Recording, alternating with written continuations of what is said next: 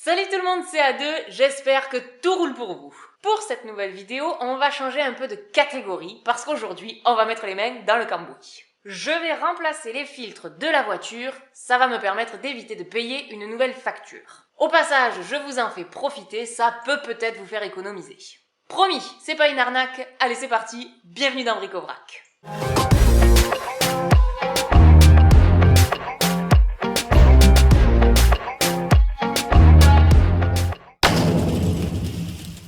Je vous ai dit ce qu'on allait faire, mais je ne vous ai pas précisé sur quel modèle de bagnole je vais travailler. Je suis sûre que vous allez de suite la reconnaître avec cette couleur rouge tape à l'œil, ces courbes à la fois agressives et sensuelles, et ce vrombrissement de moteur qui fait vibrer n'importe qui. Je parle bien évidemment du Berlingo. Vous attendez à quoi? 1,6 litre HDI 75 chevaux, avec ça, crois-moi, t'es pas décoiffé sur l'autoroute. Mais ça amène d'un point A à un point B, alors je vais la bichonner en changeant le filtre à huile, le filtre à gasoil et le filtre à air. La première étape, c'est d'ouvrir le capot. Sinon, tu ne feras pas grand-chose. Donc, on va commencer avec le filtre à huile. Ça se passe dans cette zone-là du moteur. Normalement, vous devez voir mes mains. Oui. Donc il n'est pas visible du premier coup d'œil parce qu'il faut d'abord enlever le conduit d'admission d'air. C'est ce gros tube là. Et c'est très simple, il suffit juste de déclipser le machin. Comme il veut pas s'enlever. Voilà. Et regardez, il se trouve juste là. C'est ce truc là. On dirait qu'il y a une petite fuite. Ce filtre, il va falloir le dévisser. Alors, tu peux utiliser une clé à pipe, mais moi perso, je préfère prendre une clé à cliquer avec une douille de 27. C'est moins chiant. On dévisse ça doucement net. Et quand tu sens que ça vient, tu finis à la main. Oh my God! Et je vous vois venir là.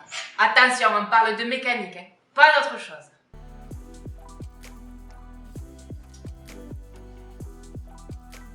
Voilà à quoi ça ressemble. J'enlève l'ancien filtre qui est bien dégueu. J'enlève aussi l'ancien joint. Je prends le nouveau joint.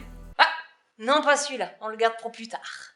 Celui-là, je le graisse un peu avec de l'huile moteur, pas de l'huile d'olive, et je l'enquille.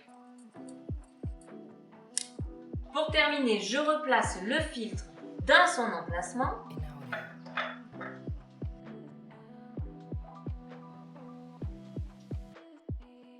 Et puis, je revisse la fameuse flasque.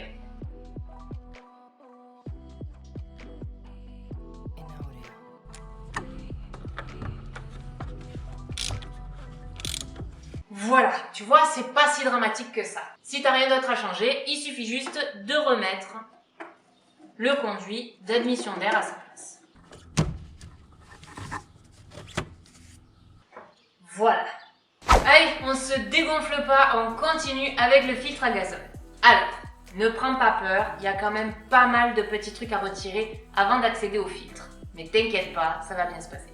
En premier, tu enlèves le cache-moteur. C'est assez simple, c'est juste des petits clips à déclipser. Là. Ensuite, il va falloir enlever le conduit d'alimentation d'air du turbo. Et là, je te vois paniquer. Tu te dis, oulala, le turbo, non, je touche pas. Mais ne t'inquiète pas, regarde, ça va bien se passer. Il te suffit de dévisser un petit peu le collier de serrage qui se trouve ici. Ici, tu es censé avoir un autre collier de serrage. Bon, moi j'ai un machin, je sais pas pourquoi ils ont mis ça, mais bon. Si tu as un collier de serrage, tu desserres. Sinon, si tu as comme moi, tu prends une petite pince.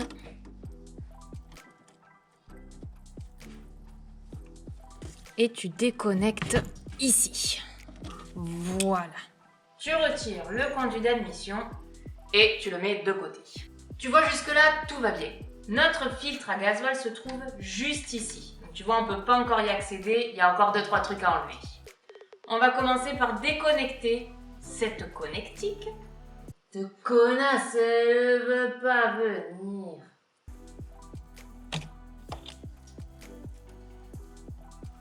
Une fois que tu t'es fait chier à enlever la connectique, il va falloir enlever le débitmètre d'air. Oui. Pour ça, il te suffit juste de dévisser les petites vis, les unes après les autres. Je le retire, le débitmètre, et je le mets de côté. Allez, on y est presque, il ne reste plus qu'à retirer le conduit d'admission d'air supérieur. Je le mets de côté. On voit enfin bien dégager juste ici le filtre à gasoil. Pour pouvoir le sortir, il va falloir débrancher la connectique électrique qui est juste là. Maintenant, je déclipse les deux durites du filtre.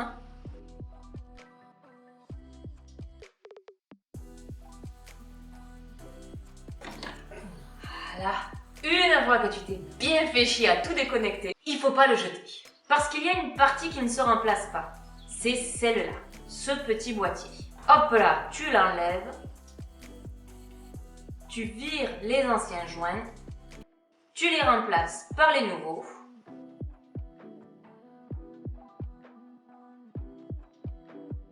Et tu renquilles le petit boîtier dans ton nouveau filtre. Maintenant, il ne reste plus qu'à le remettre dans son emplacement et tout reconnecter, les durites et les connectiques, sans se tromper bien sûr.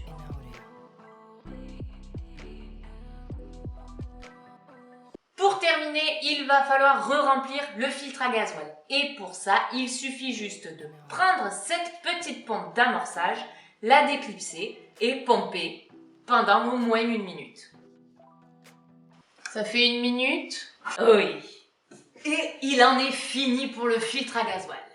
Avant de tout remonter, je vais m'occuper du filtre à air parce que celui-ci se trouve là, derrière. C'est la dernière ligne droite, promis. Bon, pour accéder au filtre à air, il faut enlever 3 vis. Une ici, une qui est derrière la pompe d'amorçage, ici, et une qu'on va trouver sur le côté, juste ici. Allez, on a enlevé les petites vis.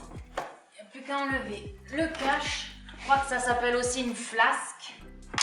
La flasque, elle est chiante. Ah, voilà la coquine.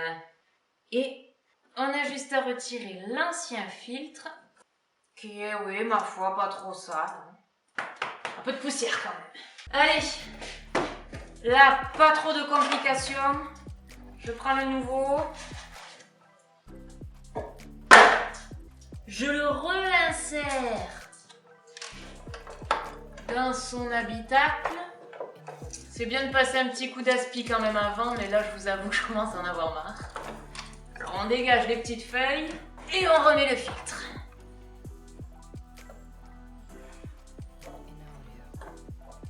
Voilà. Et puis ben maintenant, il faut faire tout le chemin inverse. Allez, je re-enquille ça là-dedans.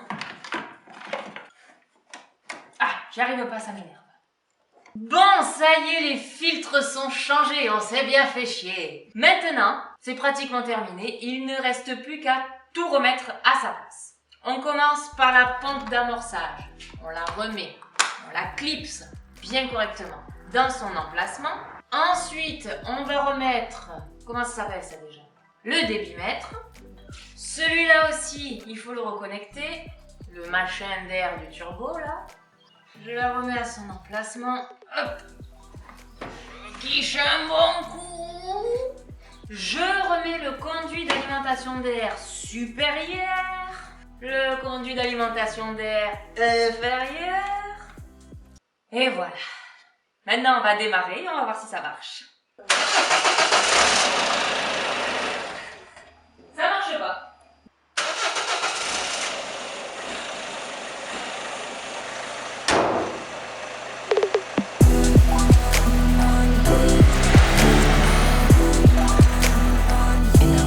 Bon, ça y est, on arrive à la fin de cette vidéo. J'espère qu'elle vous a plu. Et puis, en attendant, je vous souhaite, comme d'habitude, plein de belles choses, que du bonheur. Et puis à la prochaine. Ciao!